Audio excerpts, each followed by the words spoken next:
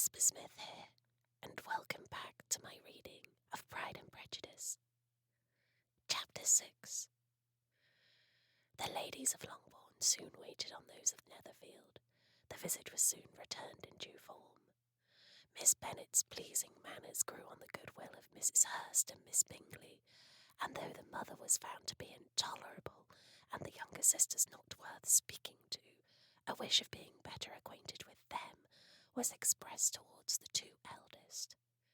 By Jane, this attention was received with the greatest pleasure, but Elizabeth still saw superciliousness in their treatment of everybody, hardly excepting even her sister, and could not like them, though their kindness to Jane, such as it was, had a value as arising in all probability from the influence of their brother's admiration.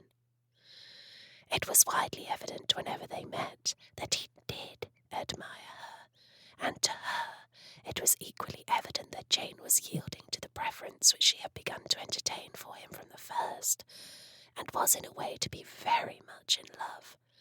But she considered with pleasure that it was not likely to be discovered by the world in general, since Jane united, with great strength of feeling, a composure of temper and a uniform cheerfulness of manner, which would guard her from the suspicions of the impertinent. She mentioned this to her friend, Miss Lucas. "It may perhaps be pleasant," replied Charlotte, "to be able to impose on the public in such a case, but it is sometimes a disadvantage to be so very guarded.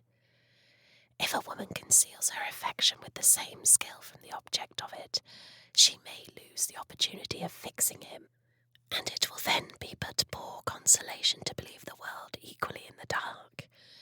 There is so much gratitude or vanity in almost every attachment, that it is not safe to leave any to itself. We can all begin freely. A slight preference is natural enough, but there are very few of us who have heart enough to be really in love without encouragement. In 9 cases out of 10, a woman had better show more affection than she feels. Bingley likes your sister undoubtedly, but he may never do more than like her if she does not help him on. But she does help him on as much as her nature will allow. If I can perceive her regard for him, he must be a simpleton, indeed, not to discover it too. Remember, Eliza, that he does not know Jane's disposition as you do. But if a woman is partial to a man, and does not endeavour to conceal it, he must find it out. Perhaps he must, if he sees enough of her, but though Bingley and Jane meet tolerably often, it is never for many hours together, and, as they always see each other in large mixed parties, it is impossible that every moment should be employed in conversing together. Jane should therefore make the most of every half-hour in which she can command his attention. When she is secure of him, there will be more leisure for falling in love as much as she chooses." "Your plan is a good one," replied Elizabeth, "where nothing is in question but the desire of being well married, and if I were determined to get a rich husband, or any husband, I dare say I should adopt it. But these are not Jane's feelings. She is not acting by design. As yet, she cannot even be certain of the degree of her own regard, nor of its reasonableness. She has known him only a fortnight. She danced 4 dances with him at Meryton. She saw him one morning at his own house, and has since dined with him in company 4 times. That is not quite enough to make her understand his character. Not as you present it. Had she merely dined with him, she might only have discovered whether he had a good appetite, but you must remember that 4 evenings have also been spent together, and 4 evenings may do a great deal. Yes, these 4 evenings have enabled them to ascertain that they both like Ventoux better than commerce, but with respect to any other leading characteristic, I do not imagine that much has been unfolded." "Well," said Charlotte, "I wish Jane success with all my heart, and if she were married to him tomorrow, I should think she had as good a chance of happiness as if she were to be studying his character for a 12-month. Happiness in marriage is entirely a matter of chance. If the disposition oppositions to the parties are ever so well known to each other, or ever so similar beforehand, it does not advance their felicity in the least. They always continue to grow sufficiently unlike afterwards to have their share of vexation, and it is better to know as little as possible of the defects of the person with whom you are to pass your life. You make me laugh, Charlotte, but it is not sound. You know it is not sound, and that you would never act in this way yourself.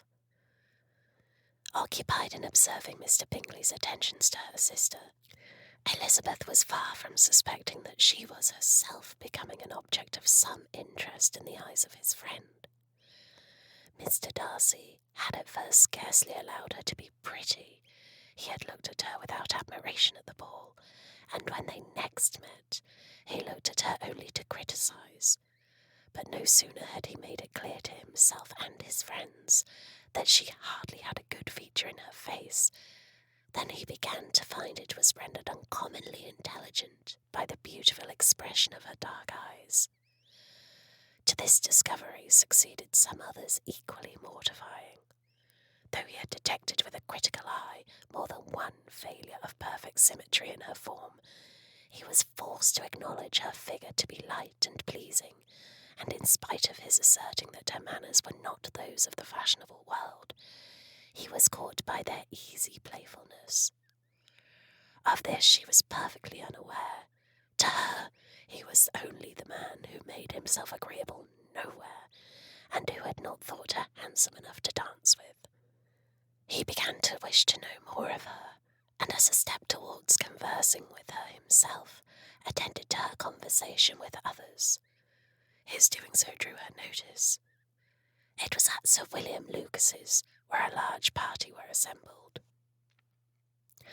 "What does Mr. Darcy mean," she said to Charlotte, "by listening to my conversation with Colonel Forster?" "That is a question which Mr. Darcy only can answer. But if he does it any more, I shall certainly let him know that I see what he is about. He has a very satirical eye, and if I do not begin by being impertinent myself, I shall soon grow afraid of him." On his approaching them soon afterwards, though without seeming to have any intention of speaking, Miss Lucas defied her friend to mention such a subject to him, which immediately provoking Elizabeth to do it, she turned to him and said, "Did you not think, Mr. Darcy, that I expressed myself uncommonly well just now, when I was teasing Colonel Forster to give us a ball at Meryton?" "With great energy, but it is always a subject which makes a lady energetic."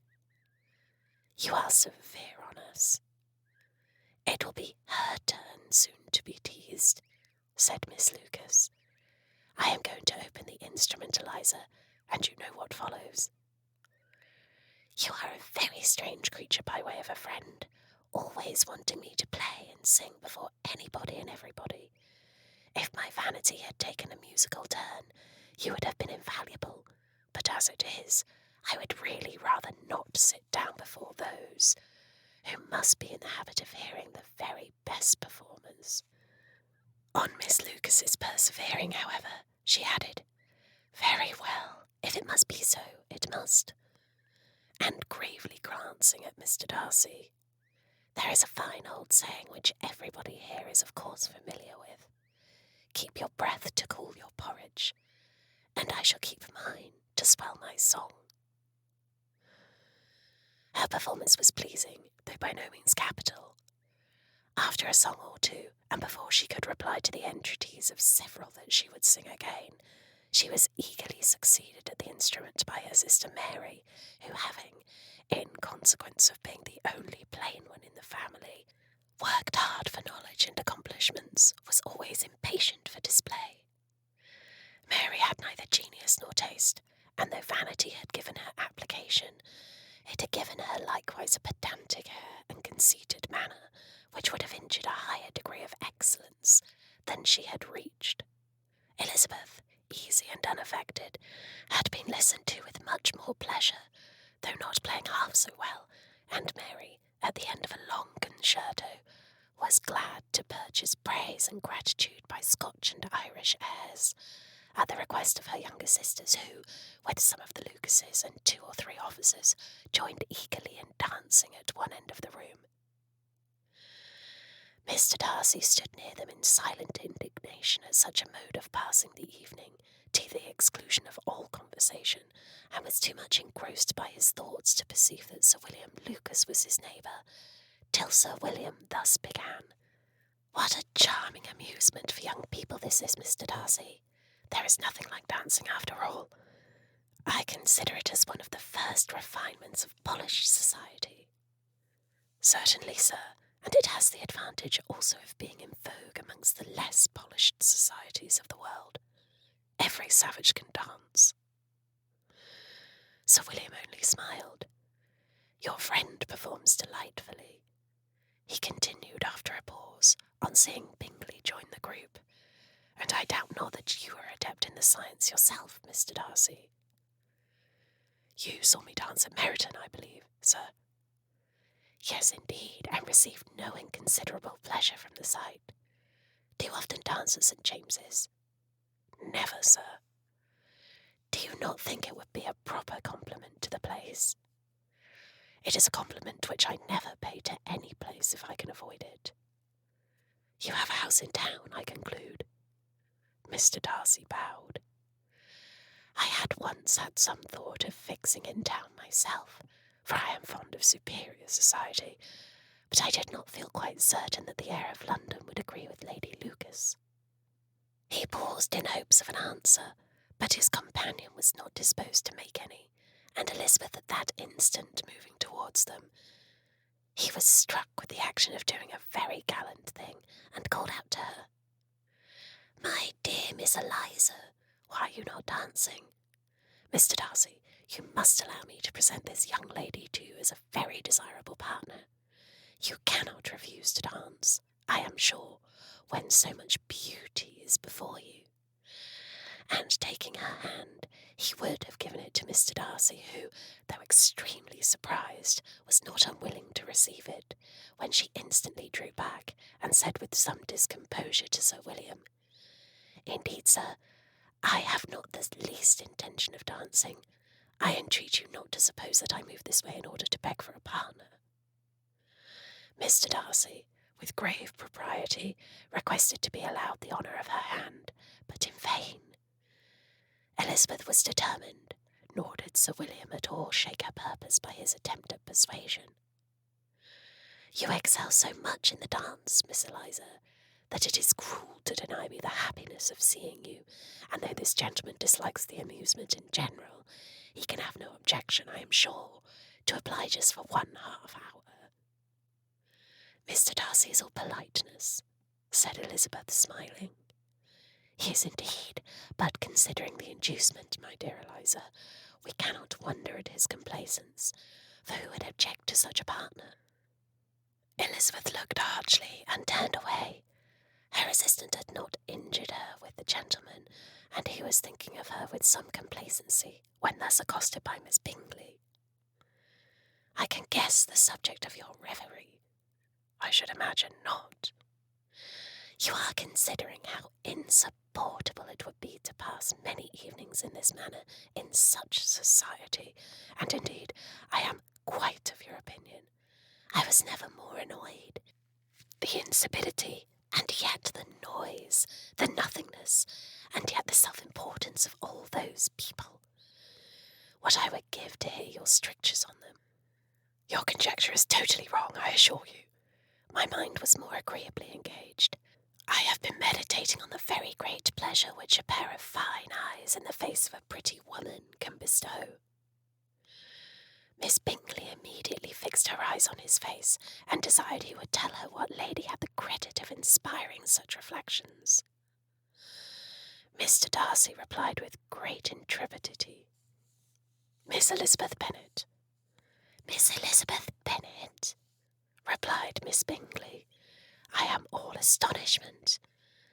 How long has she been such a favourite, and pray, when am I to wish you joy?" "That is exactly the question which I expected you to ask, A lady's imagination is very rapid. It jumps from admiration to love, from love to matrimony in a moment. I knew you would be wishing me joy. Nay, if you are serious about it, I shall consider the matter is absolutely settled. You will be having a charming mother-in-law indeed, and, of course, she will always be at Pemberley with you. He listened to her with perfect indifference while she chose to entertain herself in this manner, and as his composure convinced her that all was safe, her wit flowed along. I hope you enjoyed. Hope you're relaxed. Don't forget to like and subscribe. And if you have any suggestions, please just